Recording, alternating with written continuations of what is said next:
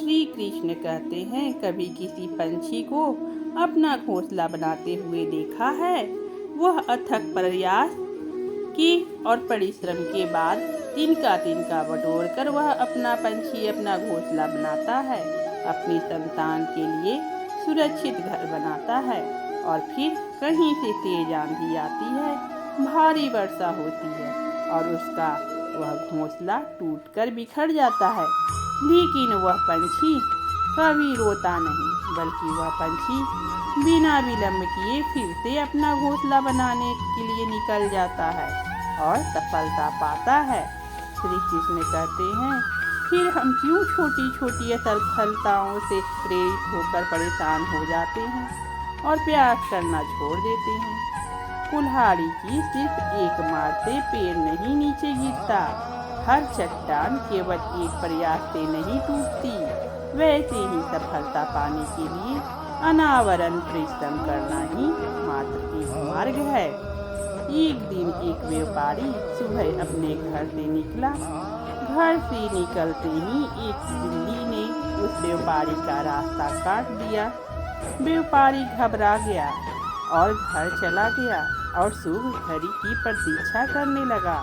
और जब वह अपने घर से निकला तो वह वाहन वहां नहीं जा चुका था जिससे वह राजा तक पहुंचकर उन्हें भेंट देना चाहता था।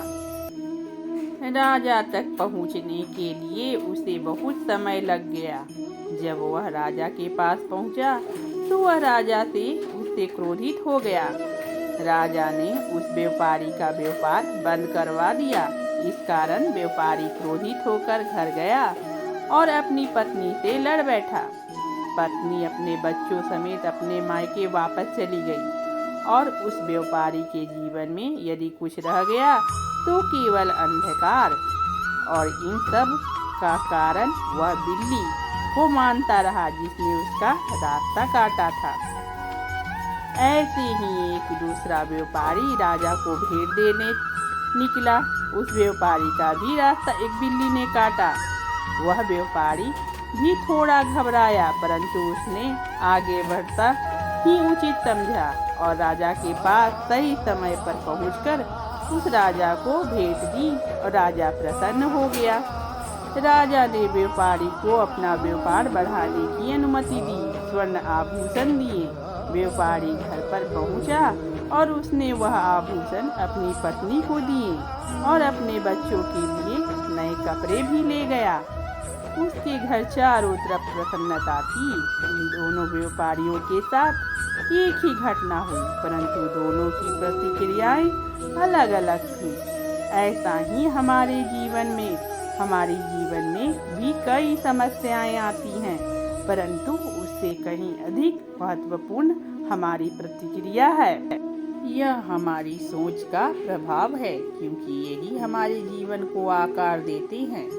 इसलिए अपनी सोच को सकारात्मक रखिए, आपका जीवन सदैव आनंदमय रहेगा।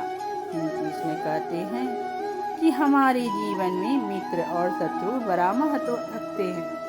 यदि गंभीरता से सोचा जाए तो ऐसा कोई क्षण नहीं होता जब हम अपने मित्रों के बारे में न सोचते हों, या फिर अपने शत्रुओं के बारे में।